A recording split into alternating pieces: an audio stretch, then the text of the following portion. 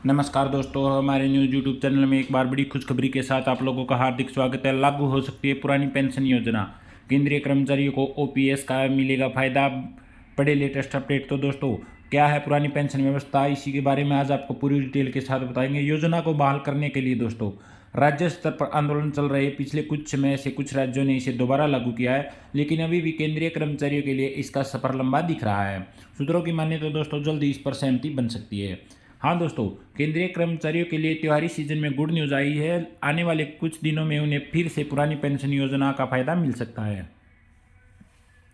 सूत्रों की माने तो मोदी सरकार साल 2024 से पहले इस पर विचार कर सकती है। कर्मचारियों की लंबे समय से चली आ रही डिमांड को पूरा करने के लिए मंत्रालय से मशवरा मांगा है। वहीं पर दोस्तों, केंद्र सरकार के कानून मंत्रालय ने अपनी पुरानी पेंशन स्कीम योजना को लेकर राय मांगी थी।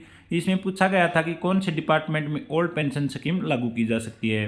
हालांकि मंत्रालय की तरफ से अभी इस पर कोई ठोस जवाब नहीं मिला है।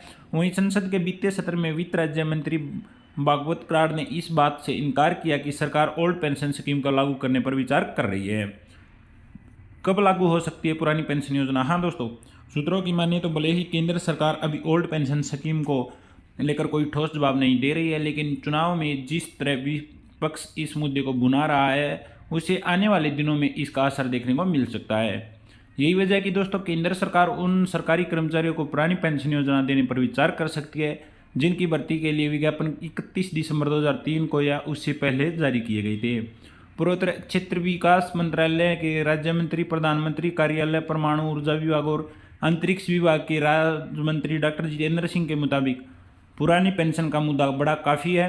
इस पर कानून मंत्रालय से राय मांगी गई थी। मंत्रालय के जवाब के बाद इस पर कोई फैसला हो सकता है। दोस्तों, कौन से कर्मचारी इसके दायरे में आते हैं ये भी आपको एक बार बता देते हैं पूरी डिटेल के साथ। सुप्रीम कोर्ट का फैसला आने के बाद केंद्र सरकार ने मामले को कानून मंत्रालय के अधीन कर दिया था।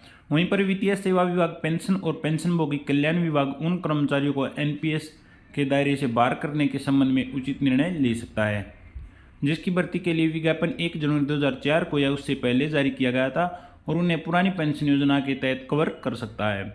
अगर मामला सुलझता तो दोस्तों पेंशनधारकों को बड़ा फायदा मिल सकता है। पुरानी पेंशन स्कीम के 3 बड़े फायदे। हाँ दोस्तों, ओपीएस में पेंशन अंतिम राउंड सैलरी के आधार पर बनती है। ओपीएस में महंगाई दर बढ़ने के साथ डीए भी बढ़ता था। जब सरकार नया वेतन आयोग लागू करती है तो भी इससे पेंशन में बढ़ोतरी होती है। 2004 में लागू हुई पेंशन योजना क्या है? तो दोस्तों, सरकार ने साल 2004 में नई पेंशन योजना लागू किया था। इसके तहत नई पेंशन योजना के फंड के लिए अलग से खाता खुलवाए गए और फंड के निवेश के लिए फंड मैनेजर भी नियुक्त किए गए थे। अगर पेंशन फंड के निवेश का रिटर्न अच्छा रहा तो दोस्तों प्रोविडेंट फंड और पेंशन पुरानी स्कीम योजना में नए कर्मचारियों को रिटायरमेंट के समय भविष्य में अच्छी धनराशि मिल सकती है। लेकिन कर्मचारियों का कहना है कि पेंशन फंड के निवेश का रिटर्न बेहतर ही होगा। यह कैसे संभव? इसलिए 7वें वेतन के तहत पुरानी पेंशन योजना का लागू करने की मांग कर रहे हैं। ओल्ड के मुकाबले न्यू पेंशन स्कीम के कम फायदे। हाँ दोस्तों, राज्य स्तर पर ओल्ड पेंशन स्कीम को लेकर आंदोलन चल रहे। पुरानी पेंशन स्कीम को लागू करने के लिए एक मंच पर सरकारी कर्मचारी एकजुट होने लगे हैं।